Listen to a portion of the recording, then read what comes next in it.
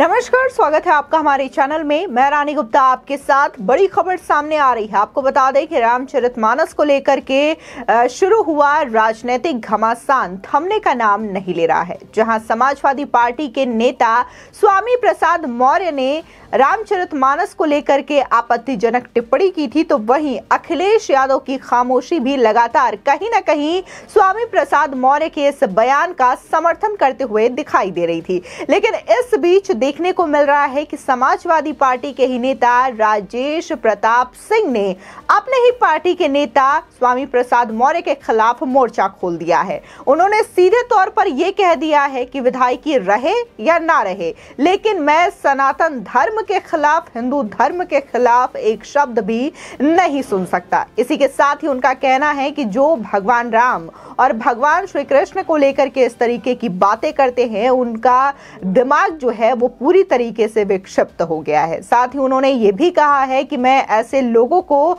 भगवान से सद्बुद्धि देने की प्रार्थना भी करता हूं। आपको बता दें कि रामचरितमानस को लेकर के जो विवाद है लगातार बढ़ता हुआ नजर आ रहा है। ये विवाद जहां बिहार के शिक्षा मंत्री के बयान से शुरू हुआ था, तो इसको हवा देने का काम कहीं ना कहीं समाजवादी पार्टी के नेता स्वामी प्रसाद मौर्य के दिए गए टिप्पणी से और भी ज्यादा बढ़ गया। दरअसल स्वामी प्रसाद मौर्य ने इस बयान को लेकर के ये कह दिया कि रामचरितमानस में बहुत सारे ऐसे दोहे हैं, बहुत सारी ऐसे बातें हैं जो कि एक समाज में नफरत फैलाने का काम करती है, और मैं अपील करूंगा कि इन दोहों को रामचरितमानस से हटा देना चाहिए। यानी कि उनका सीधे कहना था कि रामचरितमानस में कुछ ऐसे अंश हैं जिसका मैं विरोध करता हूं और ये चीजें समाज में नफरत फैला सकती है। जिसके बाद देखने को मिला था कि इसको लेकर के राजनीति बढ़ गई। तमाम बीजेपी के जो नेता रहे उन्होंने भी इसको लेकर के आपत्ति दर्ज कराई, तो वहीं कई साधु संत ने भी इस बात की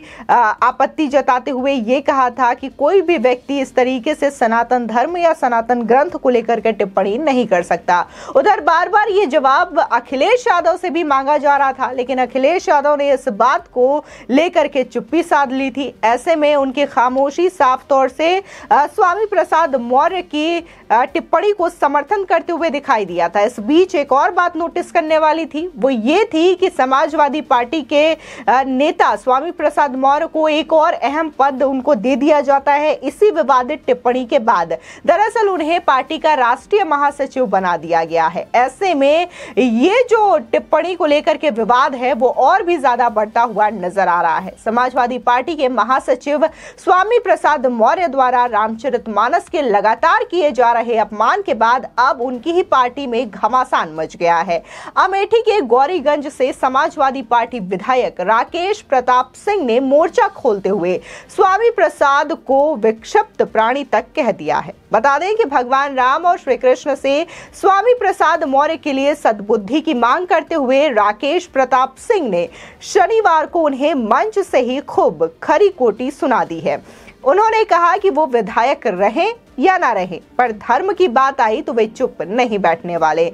आपको बता दें कि अब उनका ये जो वीडियो है वो लगातार सोशल मीडिया पर वायरल भी हो रहा है, और इस वायरल वीडियो में राकेश प्रताप सिंह साफ तौर से ये कहते हुए सुनाई सकते हैं कि जब उस नेता के मुंह से निकली बात मेरे हृदय को कचोटने लगी, मुझे पीड़ा देने लगी, तो सबसे पहले उत्तर प्रदेश में खड़े होकर मैंने मीडिया के माध्यम से ये कहने का साहस जुटाया कि राजनीति रहे या ना रहे, विधायक रहूं या ना रहूं, आगे टिकट मिले या ना मिले, लेकिन धर्म को बचाने के लिए आपका भाई, आपका बेटा, आपका सेवक सदैव खड़ा रहेगा।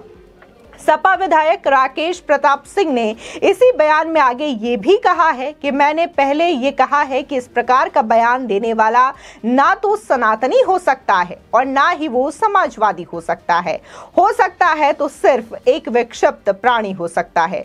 बता दें, मीडिया रिपोर्ट्स के मुताबिक राकेश प्रताप सिंह ने यह ऐलान किया है कि वो हर उस व्यक्ति का विरोध करेंगे जो भगवान राम या फिर भगवान कृष्ण के खिलाफ टिप्पणी करेगा। अंत में उन्होंने देवताओं से स्वामी प्रसाद मौर्य के लिए सद्बुद्धि की प्रार्थना भी की है। गौरतलब है कि रामचरितमानस के खिलाफ स्वामी प्रसाद मौर्य की टिप्पणी के बाद अखिलेश यादव ने उन्हें समाजवादी पार्टी का महासचिव बना दिया था, और इस बीच मौर्य के समर्थकों द्वारा लखनऊ में रामचरितमानस की प्रतियां भी जलाई गई थी, जिसको लेकर के एफआईआर दर्ज की गई, जिसमें सलीम सहित एक अन्य आरोपित पर एनएसए के तहत कार्रवाई की गई है। बता दें कि स्वामी प्रसाद मौर्य के इस बयान के बाद सपा में विरोध के स्वर लगातार उठते हुए नजर आ रहे हैं। सपा की प्रवक्ता रोली तिवारी मिश्रा, सपा नेता तेज नारायण पांडे ने भी स्वामी प्रसाद मौर्य के बयान का खुल करके विरोध किया है। रोली मिश्रा तो लगातार ट्विटर पर मोर्चा खोले हुई नजर आ रही है। रोली मिश्रा ने एक ट्वीट में लिखा है कि अपने ही खेमे में मौर्य के अधर्म पर आवाज उठाने वाली शायद मैं अकेली ही हूं। मंगल पांडे भी अकेले थे। ब्राह्मणों के डीएनए में भय नहीं होता। जय श्री महाकाल, जय भगवान परशुराम। बता दें कि इलाहाबाद पश्चिम से विधानसभा में सपा की प्रत्याशी रही ऋचा सिंह ने भी स्वामी प्रसाद मौर्य पर हमला करते हुए यह कहा कि वो मानसिक जुगाली से दलित आंदोलन खड़ा करना चाहते हैं।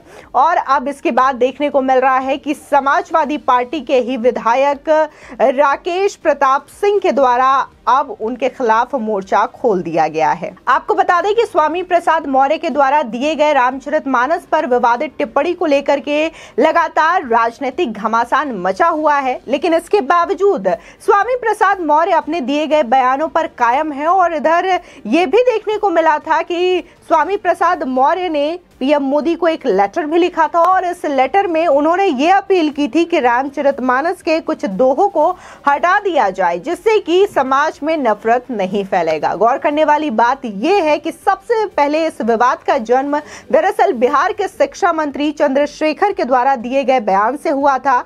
वो एक दीक्षांत समारोह में पहुंचे थे और यहाँ पर छात्रों को संबोधित करते हुए उन्होंने ये कहा कि रामचरितमानस में कुछ ऐसे दोहे हैं जिनका प्रयोग अगर किया जाए तो समाज में जातिगत नफरत और इसी के साथ ही भेदभाव बढ़ सकता है। जिसके बाद कई लोगों ने इन दोहों का अलग अलग खंडन किया, अलग अलग तरीके से अर्थ बताया।